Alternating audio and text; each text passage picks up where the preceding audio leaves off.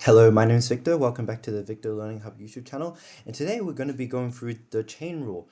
Now, before we get into this video, you need to make sure that you know the power rule. I have made a video on this previously, so make sure you go back and watch this if you don't know this yet. If you don't do so, ask this video is not going to help because this is pre-required knowledge to apply the concept we're learning throughout this video. Okay, so we're going to be focusing on the chain rule today, another way to derive functions. So our syllabus link today is to use the chain rule. If y equals f of u and u equals g of x, then dy over dx equals dy over du multiplied by du over dx to determine the derivative of composite functions involving power and polynomial functions. Okay, that is a pretty big mouthful there. So let's just simplify this, okay? So basically all we're going to be focusing on really is this here. This is our chain rule formula. So dy over dx equals dy over du multiplied by du over dx. So basically the name of the chain rule actually comes from the meaning of what a composite function means. So a composite function, also known as a function of a function, consists of two or more functions nested within each other or chained together. So that's why it's named the chain rule, because they're chained together, these composite functions. So for example, we have f of x equals 3x plus 4 and g of x equals x squared. If we combine those together, we're going to get g of f of x equals 3x plus 4 squared, which is our composite function. Okay, so let's explain more on the rule here we're talking about. So dy over du, all that means is to derive y with respect to u. And then with du over dx, all that means is to derive u with respect to x. And once you do that, and once you multiply those two things together, you're going to get dy over dx, which is your derivative, which means deriving y with respect to x. So, and that is literally the exact same thing as f of x here, f dash x. So for example, if we have y equals 3x minus 4 squared, we're deriving y with respect to x, which is the actual whole function itself we're deriving. Okay, so let's do a question. For each of the following composite functions, determine dy over dx, which is basically our derivative, if y equals 3x plus 2 squared. So this bit right here, the equation in the middle, let this bit here of 3x plus 2, this equation, let it equal u. So let u equal 3x plus 2. So if we know that u equals 3x plus 2, we can say that y equals u squared.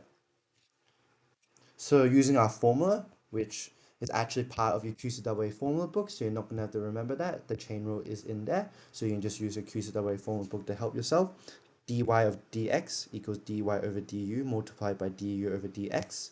So another helpful way to remember this formula is to actually look at the numerator and denominator of dy over dx. So we know that the numerator is dy, so dy has to be on the top, and it has to be over something. And then we need to multiply that by something over dx, because when these two things multiply together, it's going to get dy over dx. That means we can actually infer that du has to be the numerator over dx, and we can infer that du has to be the denominator of dy over du, because we know that du is going to cancel out because du over du is just 1, which in turn we get dy over dx in the end. So that's another way to help you remember it as well. Okay, cool. So what I like to do is actually break apart the problem and actually do each bit of this equation first. So what I'm going to focus on first is dx over du, so deriving x with respect to u. So what we're going to need to do is actually use this equation here of u equals 3x plus 2 to derive x with respect to u. So just using our power rule here, that's going to be 3 because the 2 cancel out as a constant. This is multiplied by 3, this becomes x to the power 0, and this becomes 1, so it's just going to be 3. So now we're going to derive u with respect to y, so we're going to be using this equation right here. So derive u with respect to y, so that's just going to be 2u using our power rule. Great, so now we've got these two values of 3 and 2u. We can sub it back into the equation. So dy over dx equals 3 multiplied by 2u, which is 6u. So we've got to this part here with 6u, but we actually haven't finished the question because we actually haven't derived y specifically with respect to x. We've got the variable here of u, which is not x obviously. So what we're going to need to do is actually sub back in the value of u equals 3x plus 2 back into the equation right here. So if we know that u equals 3x plus 2, we know that dy over dx is going to be equal to 6 multiplied by 3x plus 2. Now just using our distributive law, that's going to be 18x plus 12. So yeah, there we go. It's going to be 18x plus 12. Awesome. Let's move on to the next question. So if f of x equals 1 over the square root of 4x plus 7, determine f dash of x. So f dash of x, that is literally our derivative again with the chain rule, which we can use in this scenario of dy over dx.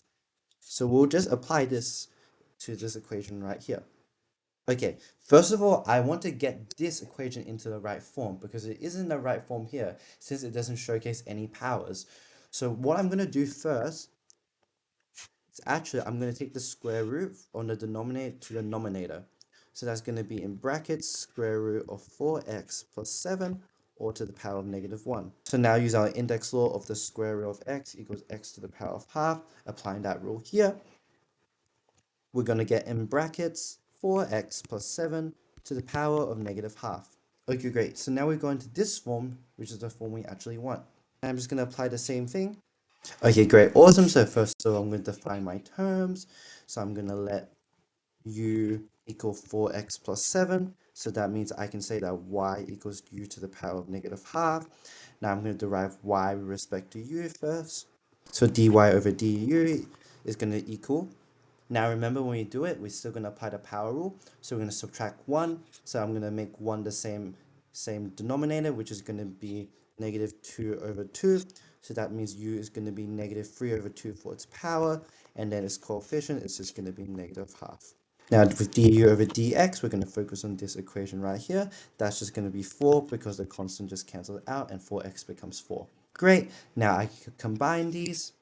So dy over dx equals negative half of u to the power of negative 3 over 2 multiplied by 4.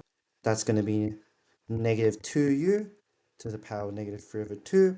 Now we aren't done yet because as I said before, we need to sub in the value of u. U equals 4x plus 7. Sub that in, dy over dx is negative 2 in brackets 4x plus 7 to the power of negative 3 over 2. Great. Now I'm going to try and further simplify this. So negative 2 over 4x plus 7 to the power of negative 3 over 2. Now using my index law of x to the power of a over b is the b square root of x to the power of a.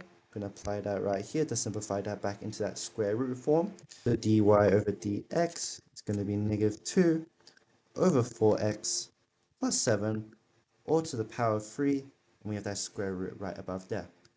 Therefore, we can say that f dash of x is negative 2 over the square root of 4x plus 7 to the power of 3. Alright, there we go. Thanks for watching. So we've got to this part here of